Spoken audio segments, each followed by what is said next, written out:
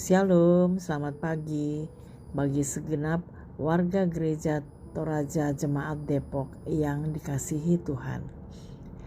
Pada pagi hari ini kita berjumpa kembali melalui sapaan pagi Renungan Harian Toraya edisi Selasa 20 Februari 2024. Kiranya kasih dan karunia serta damai sejahtera dari Tuhan kita Yesus Kristus senantiasa beserta kita sekalian. Amin. Jemaat yang dikasihi Tuhan, kita akan membaca dan merenungkan firman Tuhan. Namun sebelum kita membaca dan merenungkan firman kebenaran Tuhan, mari kita berdoa.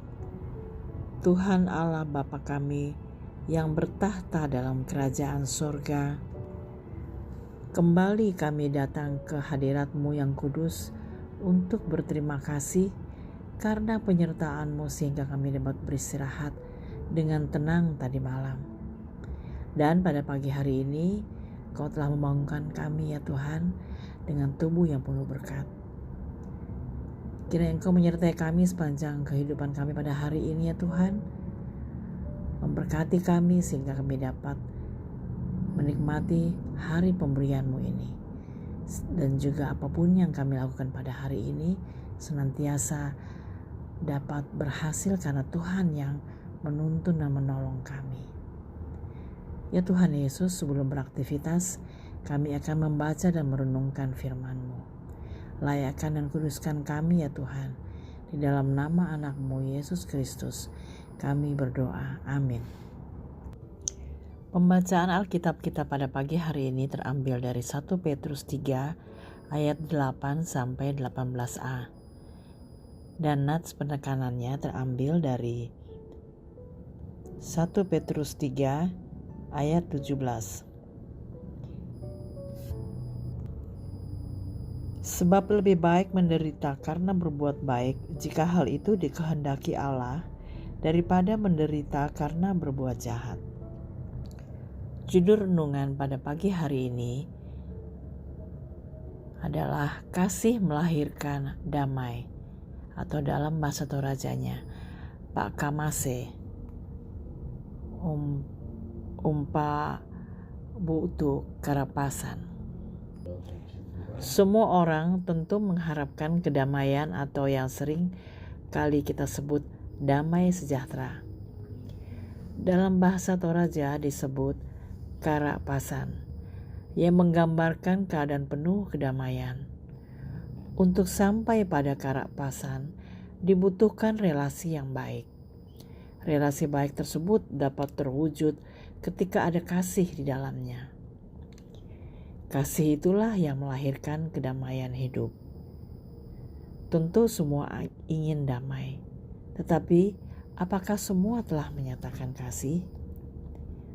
Petrus menuliskan surat ini kepada para pendatang yang tersebar di Pontus, Galatia, Kapadokia, Asia Kecil, dan Bitinia. Mereka mengalami banyak pergumulan dan tekanan sebagai orang percaya. Melalui suratnya ini, Petrus menasihatkan mereka untuk hidup berelasi yang didasarkan pada kasih. Kasih yang dinyatakan kepada semua orang, sekalipun orang yang tidak percaya kepada Yesus Kristus. Kasih itu dinyatakan melalui sikap penyayang, rendah hati, berbagi berkat, serta tidak membalas kejahatan. Hal tersebut akan membawa kedamaian dalam diri mereka. Bahkan ketika mereka harus mengalami penderitaan karena kebenaran, itu lebih baik dibandingkan menderita karena kejahatan. Di ayat 17 tadi. Kesetiaan serta ketaatan dalam penderitaan akan mendorong orang jahat menjadi malu dan bertobat. Kasih Yesus Kristus telah menjadi teladan kasih bagi mereka. Dengan demikian mereka hidup saling mengasihi dan menikmati kedamaian. Kita semua juga tentu ingin hidup damai, hidup bersama yang penuh damai sejahtera. Karena itu, pancarkanlah kasih Yesus Kristus dalam relasi kita dengan siapapun, sekalipun orang itu jahat. Biarlah kasih kita mengalir dan nikmatilah kedamaian Tuhan. Amin. Sidang jemaat Tuhan, biarlah firman Tuhan yang menyapa kita pagi hari ini menjadi berkat bagi kita. Mari kita berdoa. Ya Tuhan Bapa di surga, terpujilah Engkau selalu, karena Engkau Allah yang mengasihi kami.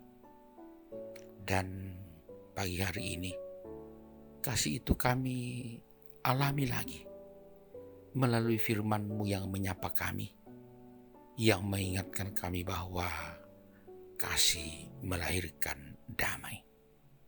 Luar biasa Tuhan. Sungguh tanpa kasih tidak akan ada damai dalam hidup ini. Dan damai hanya bisa kami akan alami ketika ada kasih. Oleh sebab itu, biarlah firman-Mu yang kami dengarkan sungguh-sungguh kami ingat bahkan kami lakukan. Agar supaya damai boleh kami alami. Dan kasih itu juga terus kami wujudkan. Kami pancarkan kepada sesama kami. Yang pada akhirnya Engkaulah yang dimuliakan selalu. Ya Bapa di surga, kasih-Mu sungguh luar biasa. Dan itu dialami secara khusus oleh kekasih kami, Ibu Felin Cynthia Caroline, yang boleh bertambah usia setahun hari ini. Oh Tuhan, biarlah hamba-Mu itu boleh terus sehat, kuat, bahkan berlimpah berkat dalam melanjutkan hidup yang Engkau tambahkan setahun. Engkau juga kiranya Tuhan, terus memberkati kami semua sidang jemaat di Depok. Dalam kesibukan hari ini, baik di tengah keluarga, baik di tempat kerja, di tempat-tempat usaha yang kami kelola, bahkan dalam berbagai kesibukan demi kehidupan hari esok. Tuhan kiranya melindungi kami. Dan di mana kami berjuang, di mana kami bekerja, di mana kami berusaha, biarlah Tuhan membuka tingkap-tingkap langit sehingga berkat-Mu boleh turun untuk kami pakai menjalani hidup ini dan untuk kemuliaan-Mu saja.